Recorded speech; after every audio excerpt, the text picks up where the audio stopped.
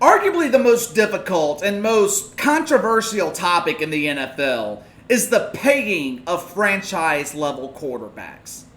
There's a very real notion that once teams commit major money, a large percentage of their salary cap to their franchise quarterback, that the team around them begins to decline.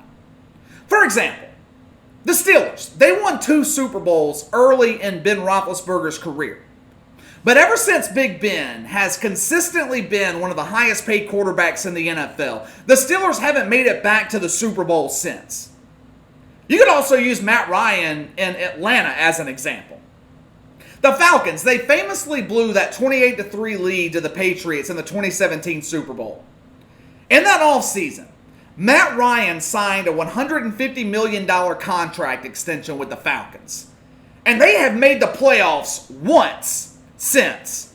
Last 2 years, Atlanta has missed the playoffs altogether. And they were downright terrible at the start of last season. The season was over in Atlanta by October last year. You look at the Super Bowl winners the last couple of years. They all have one thing in common. Besides Tom Brady, who is notorious for taking team-friendly deals, the Super Bowl winners the last few years all have had cheap quarterbacks. Patrick Mahomes last season was playing on his rookie deal, accounted for only 4% of the Chiefs' salary cap. Nick Foles, he was the backup in Philadelphia when the Eagles won the Super Bowl back in 2018. Russell Wilson, who we're about to talk about in just a second, was on his rookie contract when the Seahawks won the Super Bowl. At that time, he only accounted for 0.49% of the salary cap. This notion against paying quarterbacks is kind of a new thing in the NFL. Before 2011, there was no argument to be made against paying a franchise quarterback. But something happened in 2011 that changed everything. I call it the Sam Bradford effect. Some people may call it the Jamarcus Russell effect. Sam Bradford was the last drafted quarterback to receive huge guaranteed money coming out of college. He was drafted number 1 overall by the Rams back in 2010. As an unproven quarterback coming out of college, he was guaranteed $50 million before he played one snap. And by God, was Sam Bradford terrible, not worth the money. The NFL quickly rectified this situation the following year with the new collective bargaining agreement. Teams were tired of being forced to pay unproven, highly drafted quarterbacks these huge sums of money, guaranteed money in some cases. The following year, Cam Newton, drafted number 1 by Carolina, was guaranteed less than half what Sam Bradford was. Cam Newton was only guaranteed $22 million. If you have been listening to this channel for a while, then you know in most cases, I am on the side of teams not committing a large portion of their cap to one position, quarterback.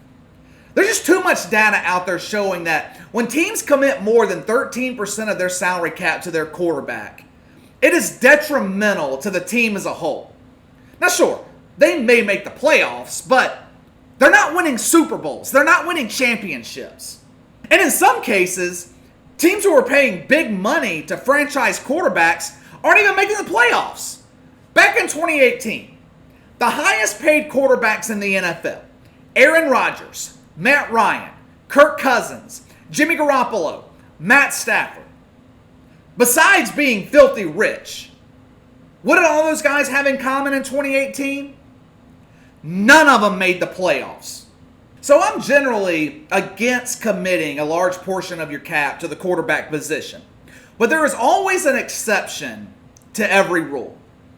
And in the case of Russell Wilson, even though he eats up nearly 16% of the Seahawks salary cap, he is the exception to the rule. And I'm about to tell you why. Because Russell Wilson is the Seattle Seahawks. I'm not taking anything away from Pete Carroll when I say that. Pete Carroll is a great coach. But the past few years, if Seattle didn't have Russell Wilson, this is a 5-11, 6-10 team. They damn sure aren't making the playoffs. Russell Wilson masked the Seahawks' problems, and they have a lot of them.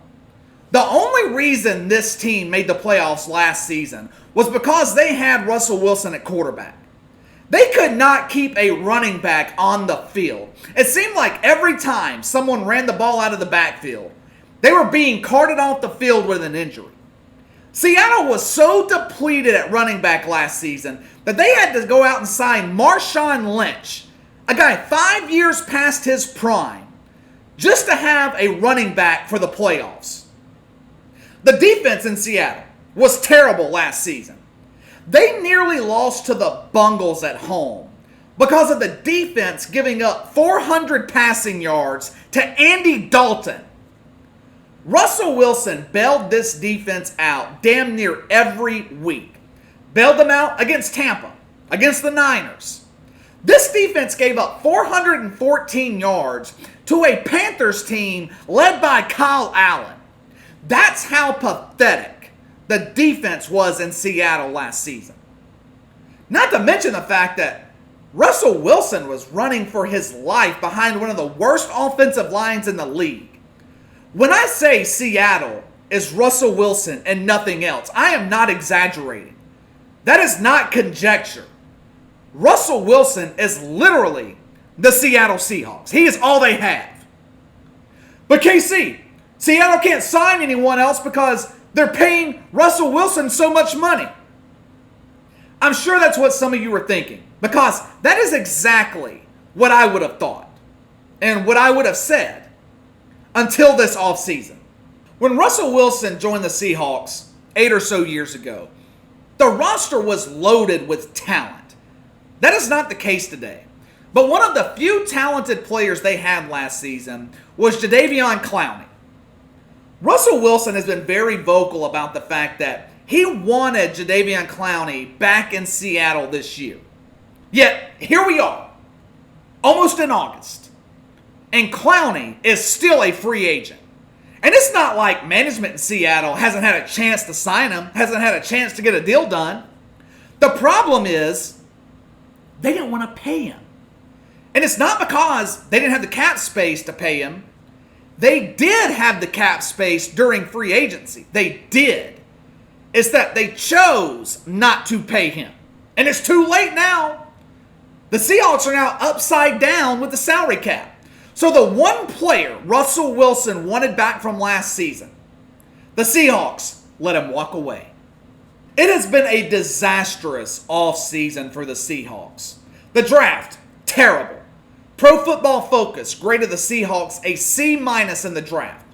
If I asked any of you guys the biggest offseason acquisition in Seattle, could any of you name one key player that they picked up?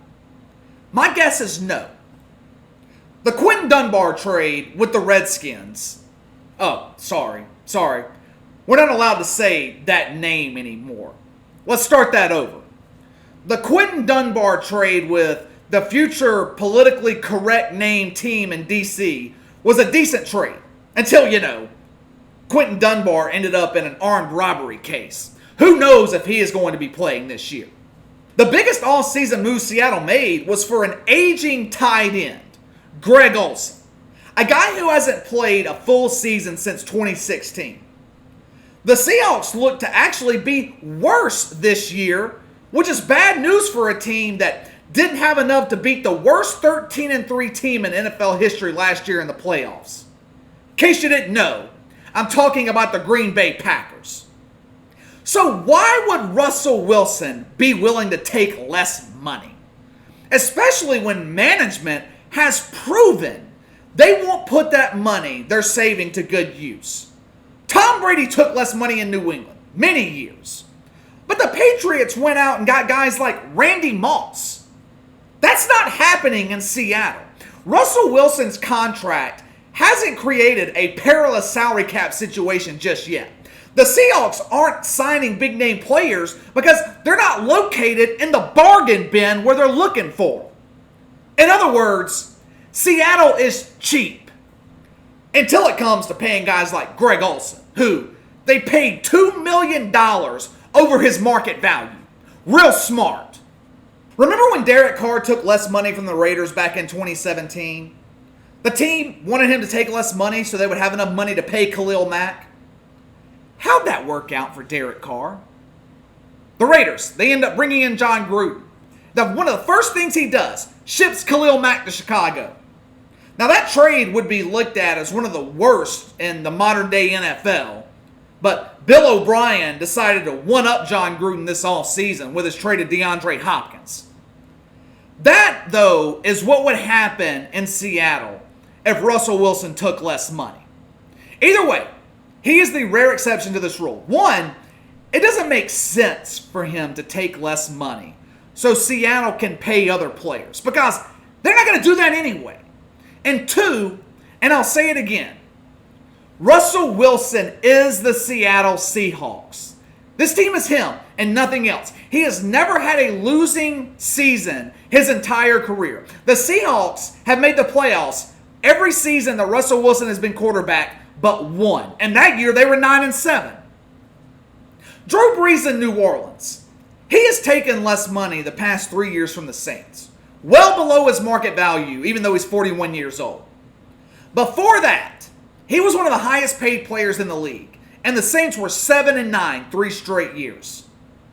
But since taking less money, the Saints have actually rewarded him. They've used that money for good. They paid Michael Thomas. They had the best draft of the decade back in 2017. Went out and got Demario Davis at linebacker. The most underrated player in the NFL. They paid Cam Jordan. The Seahawks, on the other hand, they're not drafting well. They aren't doing well in free agency when they have cap space.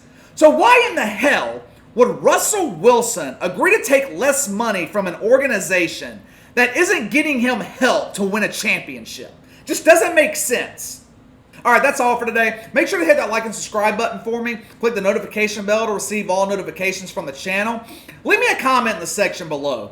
Do you think Russell Wilson down the line should agree to take less money from the Seahawks so they can bring in other players around him? Or should he just keep his contract as is since the Seahawks haven't really proven that they're willing to do that? Let me know your thoughts. You can follow me on Twitter at KC_BTL84. If you have any questions or a topic you'd like me to discuss, you can email me at BTLKC84@gmail.com. I'll see you guys next time.